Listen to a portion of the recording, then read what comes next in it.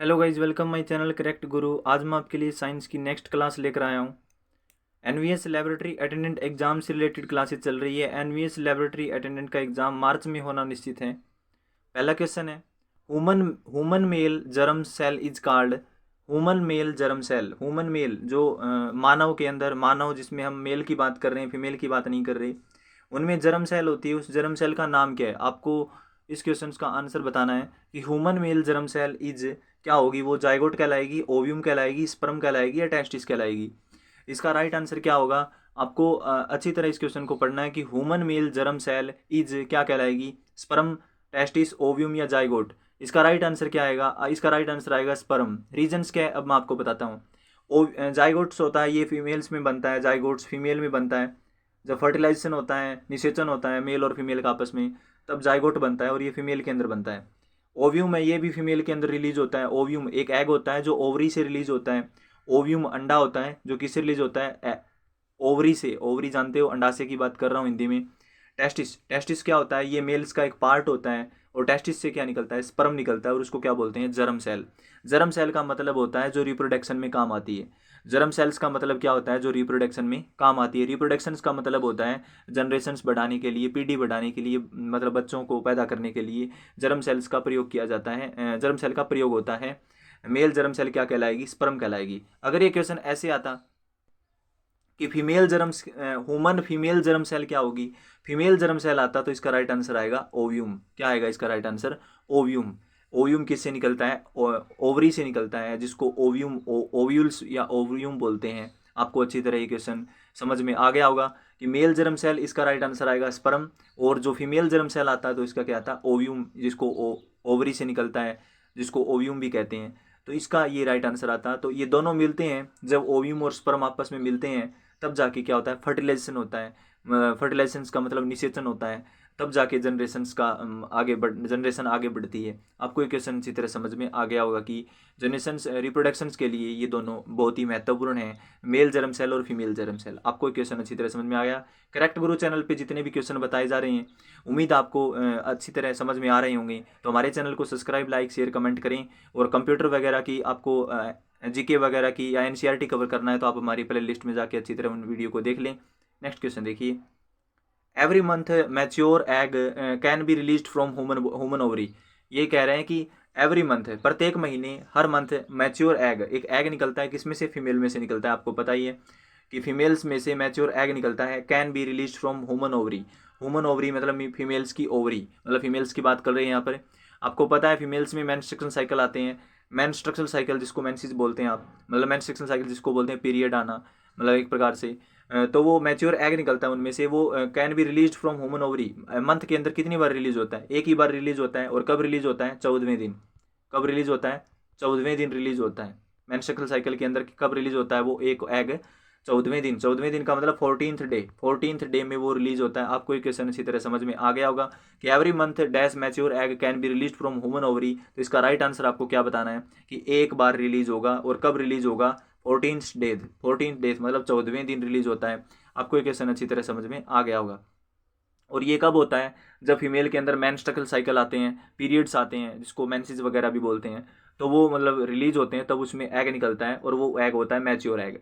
और वो क्या काम करता है? वो रिप्रोडक्शन में काम आता है, बच्चों को पैदा करने के लिए रिप्रोडक्शन में काम आता है। और जब वो किसके वेट कर रहा होता है? वो एक स्पर्म का वेट कर रहा होता है। स्पर्म का वेट कर रहा है और स्पर्म के कांटेक्ट में आने के बाद में क्या होता है? वो मतलब जिसको आप बोलते हैं प्रेगनेंसी ठहरती है और उसके बाद में रिप्रोडक्शन होता है बच्चों का। तो पहले जायगोट बनता है, वो आगे क्वेश्चन आएंगे उसके बारे में डिटेल बता देंगे हम। ये तो ये पहला ही कंसेप्ट है, आगे इसका सेकंड पार्ट भी आएगा नेक्स्ट, अभी आने वाले टाइम में। नेक्स्ट क्वेश्चन देखिए, internal fertilization does not occur in. Internal fertilization किस में होता है? इंटरनल फर्टिलाइजेशन का मतलब होता है बॉडी के अंदर फर्टिलाइजेशन, मतलब बॉडी के अंदर जो फर्टिलाइजेशन होगा, मेल और फीमेल्स का आपस में, जो स्पर्म और एग का आपस में अटैचमेंट होगा, जुड़ाव होगा, तो इंटरनल फर्टिलाइजेशन होगा। वो किस में होगा? किस में होगा आपको अच्छी तरह पता होना चाहिए। वो होगा फिश के अंदर। किस में होगा? किस में नहीं होगा, सॉरी, किस में नहीं होगा, ये गलत, मतलब मैंने आपने गलत पढ़ लिया कि internal fertilization does not occur in, किस में नहीं होता? वुमेन्स के अंदर अंदर होता है। वुमन्स के अंदर क्या होता है, जो मानव होता है उसके अंदर अंदर फर्टिलाइजेशंस होता है, डॉग में भी अंदर होता है और काऊ में भी अंदर होता है। लेकिन फीस होता है ना, फीस के अंदर एक्सटर्नल फर्टिलाइजेशंस होता है। फीस बाहर मतलब फर्टिलाइजेशंस करती है। फीस होती है, मछली होती है, वो बाहर क्या करती है, फर्टिलाइजेशंस करती है। जो बाहर होता है उसका फर्टिलाइजेशंस अंदर नहीं होता। तो आपको ये क्वेश्चन अच्छी तरह समझ में आ गया, कई बार आया हुआ एग्जाम में, इंपॉर्टेंट क्वेश्चन है, मोस्ट इंपॉर्टेंट क्वेश्चन है, आपको ये क्वेश्चन अच्छी तरह समझ में आ गया होगा। फर्टिलाइजेशंस रिजल्ट इनटू फॉर्मेशन ऑफ, फर्टिलाइजेशंस दोबारा बता देता हूँ। फर्टिलाइजेशंस का मतलब होता है मेल और फीमेल का आपस में अटैचमेंट होना। अटैचमेंट्स का मतलब ये होता है कि स्पर्म और एग आपस में मिलते हैं। स्पर्म और एग आपस में क्या होते हैं, मिलते हैं। स्पर्म किसका हिस्सा है, वुमन्स मेल्स का, मेल का हिस्सा है। और एग किसका है, फीमेल्स का। एग किससे रिलीज होता है, ओवरी से। ओवरी जिसको फीमेल्स का एक रिप्रोडक्टिव पार्ट होता है, रिप्रोडक्टिव ग्लैंड्स होती है। और स्पर्म होता है वो किससे निकलता है, टेस्टिस से निकलता है। जब ये दोनों आपस में अटैचमेंट करते हैं तो फर्टिलाइजेशंस होता है। तो उसको फॉर्मेशंस को क्या बोलते हैं, उस फॉर्मेशंस को बोलते हैं जाइगोट। जब प्रेगनेंसी वगैरह ठहरती है तो सबसे पहले बॉडी के अंदर, फीमेल्स के अंदर क्या ठहरता है, जाइगोट्स। प्रेगनेंसी के अंदर जाइगोट बनता है, क्या बनता है, जाइगोट। उसके बाद में एम्ब्रियो, फिर जाके मतलब प्लेसेंटा, और फिर उसके बाद में प्रेगनेंसी ठहरती है। ऐसे ये प्रोसेस होती है।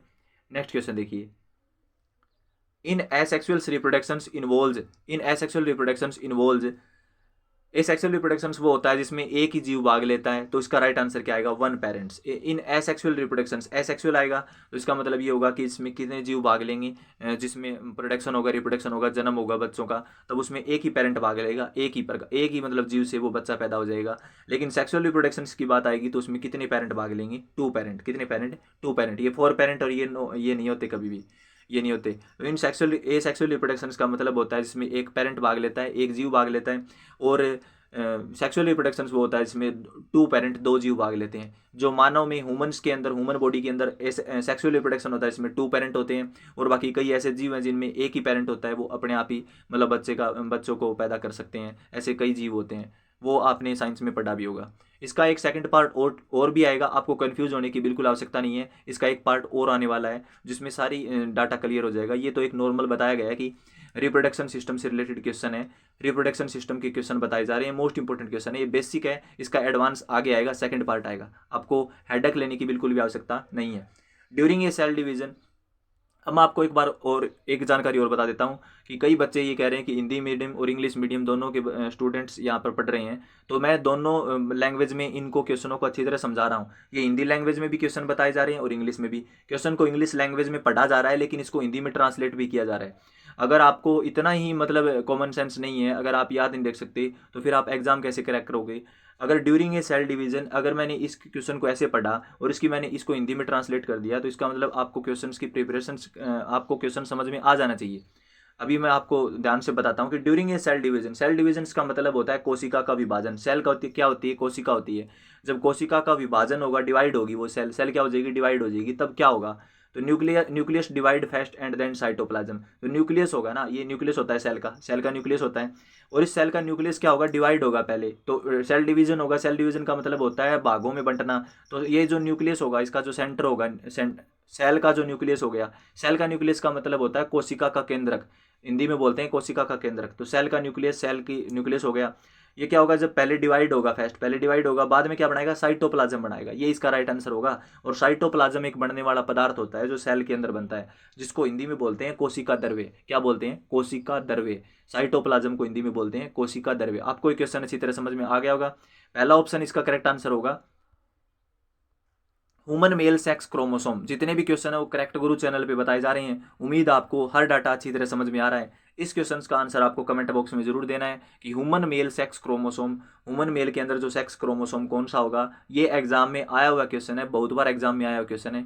इस क्वेश्चन का आप आंसर दें कि डबल एक्स होते हैं या डबल एक्स वाई होते हैं, एक्स वाई होते हैं, एक्स डबल वाई होते हैं। तो इसका राइट आंसर क्या आएगा आपको अच्छी तरह बताना है। और करेक्ट गुरु चैनल, हमारे चैनल को सब्सक्राइब कर लें। एनवीएस लैबोरेटरी अटेंडेंट एग्जाम से रिलेटेड क्लासेस चल रही है, बहुत क्लासेस हो चुकी है। एनवीएस लैबोरेटरी अटेंडेंट एग्जाम की साइंस की क्लासेस, और साइंस 60 नंबर के आएगी, इसमें साइंस के 60 मार्क्स के क्वेश्चन आएंगे। और आपको अच्छी तरह प्रिपरेशन करनी है और हमारे चैनल से जुड़े रहें। और बाकी आपको computer awareness, GK, NCERT cover करना है, अपना बेस मजबूत बनाना है, तो आप हमारे चैनल की प्ले लिस्ट में जाके अच्छी तरह उन वीडियो को देख सकते हो। तो ये किस क्वेश्चन का आप कमेंट बॉक्स में इसका आंसर जरूर दें। Thank you.